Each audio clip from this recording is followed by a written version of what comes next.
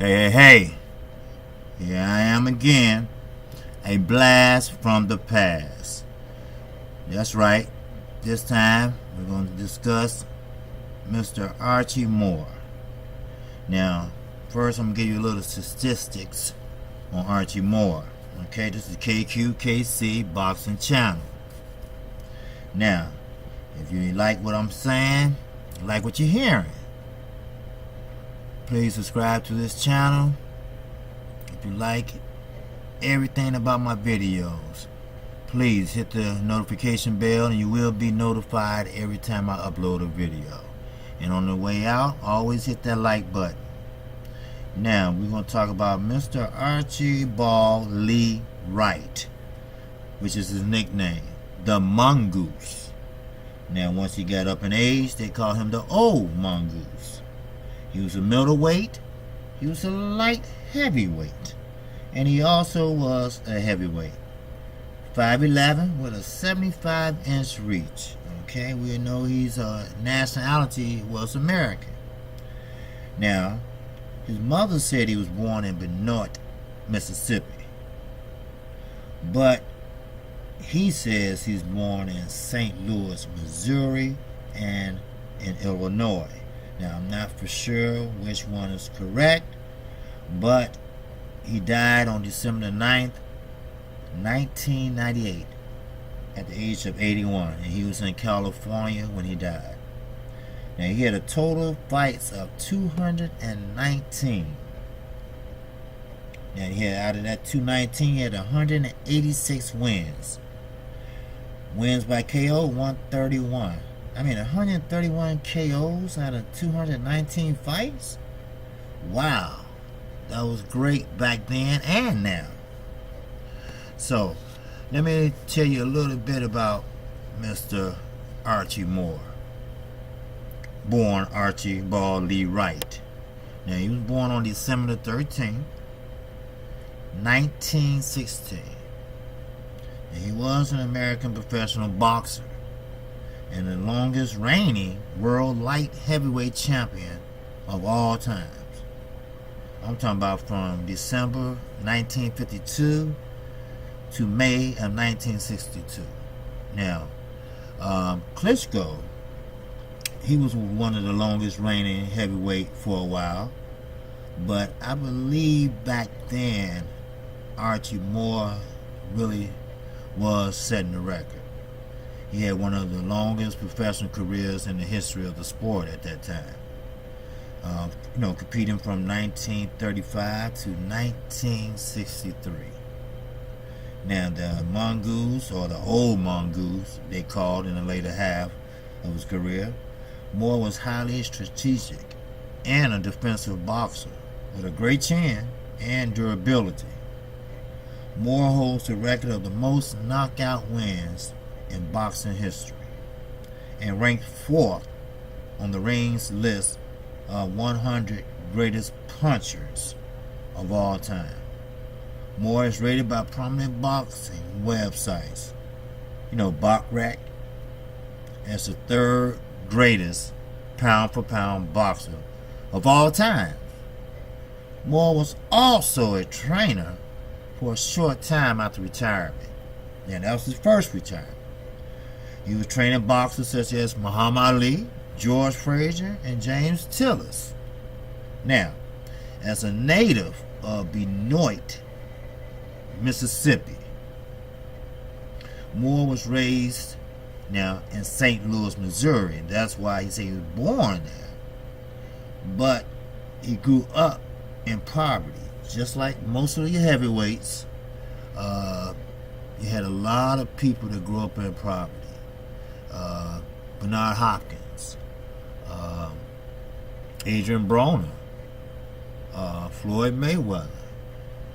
Most of your upper echelon boxers that have great talent, Mike Tyson, always grow up in poverty. But one thing I'm glad of, that they find a sport or find something to get them out of poverty the legal way. Now, he was a victim of racism. There's no doubt about that. for much of his career. Moore was denied a shot at the world title over 10 years and spent many of those years fighting on the road with little to show for it. You know, back then, you think Don King was robbing heavyweights. You know, he really was getting robbed. Yeah, he was an important figure in the black community. He became involved in a lot of African American causes. Once his days as a fighter was over, he also established himself as a successful character actor in television and film. Now, Moore died, they said, in his adopted home in California. You know, he was, like I said, he was 81. You know, a lot of these boxers don't live that long due to blows to the head and stuff like that. But Archie Moore, he did his best to live longer than that. Okay? Now, he always insists, like I said, that he was born in Collinsville, Illinois. Now, he said 1960, but his mother told reporters that he actually was born in Benoit, Mississippi, 1913. Now, his father abandoned the family when Archie was an infant. So there was so many stories around his birth. We really don't know exactly the birthplace of Archie Moore. Able to provide him with his older sister, able to provide for him and his older sister, excuse me. His mother gave them in the care of an uncle and aunt. So I think that where the mix-up came in at Cleveland and Willie Pearl Moore, which he took up their last name, who lived in St. Louis, Missouri.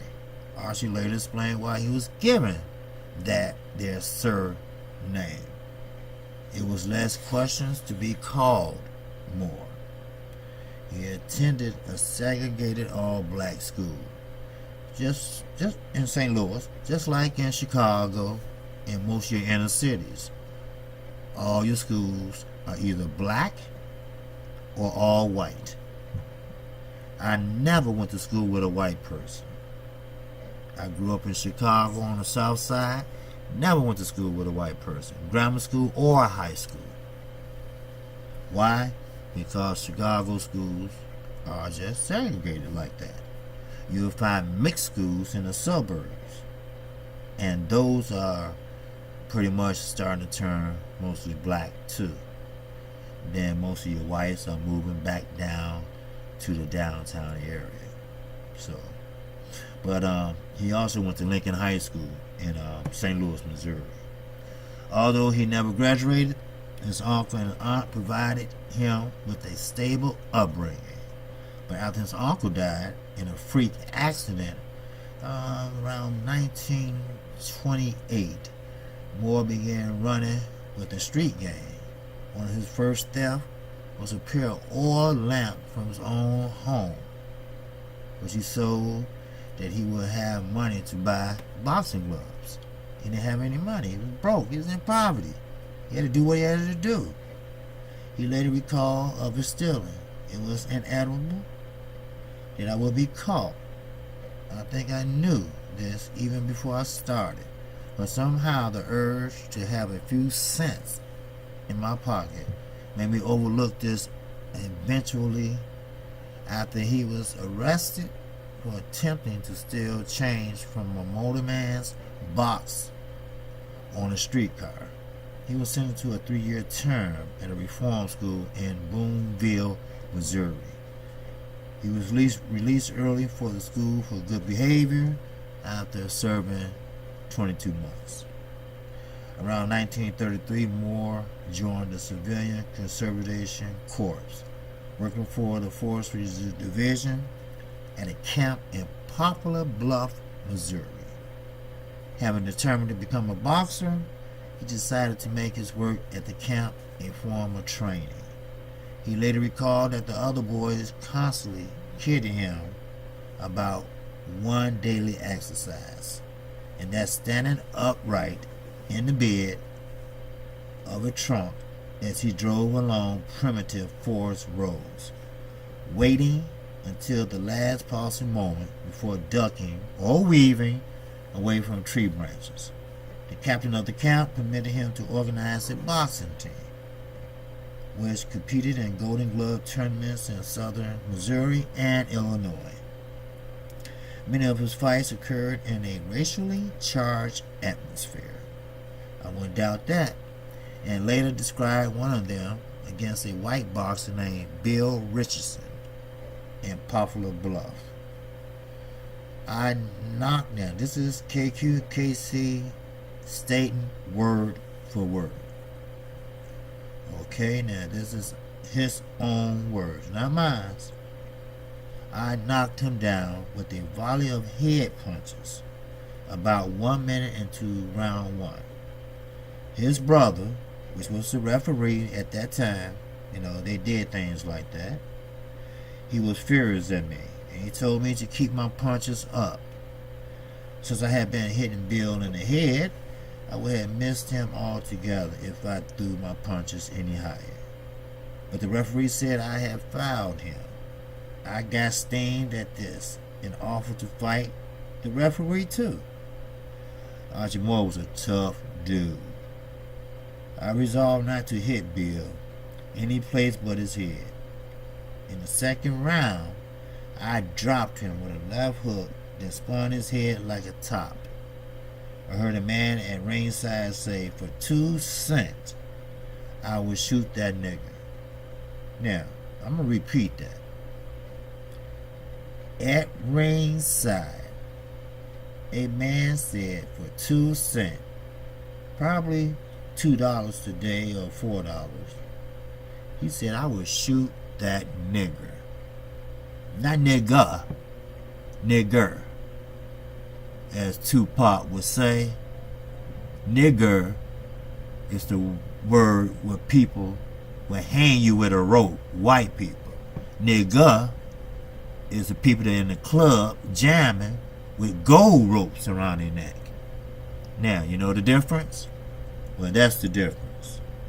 After the bout, the boxing team was followed back to camp by a line of cars loaded with angry townies. They dispersed only when the camp captain threatened them with a submachine gun. Isn't that something? Still a white mob, mad because a black boxing team and a black boxer won in dramatic fashion. Well, he turned professional in 1935 and boxed all but one of his 12 bouts that year in San Diego. Moore had 8 bouts in 1939, going 5-2 during that span, with 1 no contest. He lost to former middleweight champion and future Hall of Famer Teddy Yarwood during that time, and his non-contest was against Jack Coggins in 8 rounds. In 1940, Moore made a tour of Australia and fought in Melbourne, Tasmania, Adelaide, and Sydney. He won all of his 7 bouts there, including 6 by knockout. This man was a hard hitter. Upon returning to the United States, he defeated Pancho Ramirez by a knockout in 5, but lost to Shorty Hogg on a 6-round decision. Now, Moore had 4 fights in 1941, and he went 2-1-1 with a draw against Eddie Booker. By then, however, he had suffered several stomach ulcers, with the resulting operations, and he announced his retirement from boxing. Now, I'm just going to mention this to you. In 1952 was one of his most important years in Moore's life. After beating Johnson, heavyweight contenders Jimmy Slade, Bob Dunlap, and Clarence Henry, and lightweight heavyweight Clinton Bacon, knocked out in 4 in a rematch. Moore was finally given an opportunity at age 36. He'd been waiting all this time, at the age of 36, to fight for the title of a world light heavyweight champion against future IBHOF honoree Joey Maxson.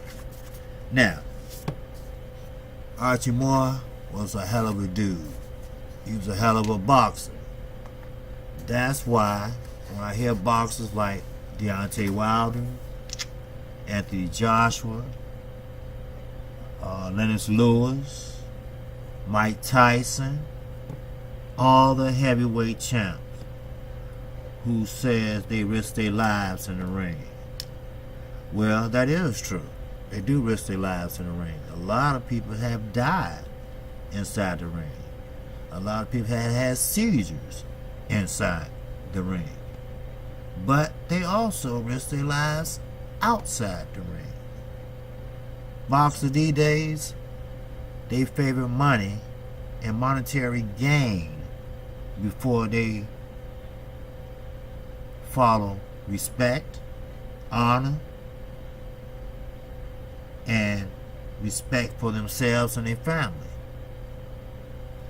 Archie Moore was a very respectful boxer, and he stood up for what he believed in his country and his race.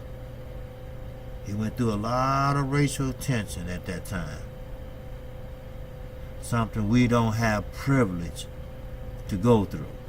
But boxers like him, boxers like Joe Louis, they paved the way to have boxers like Anthony Joshua and Deontay Wilder, Mike Tyson, Evander Holyfield, and I could go on and on. Floyd Mayweather all the way down to the bantamweight.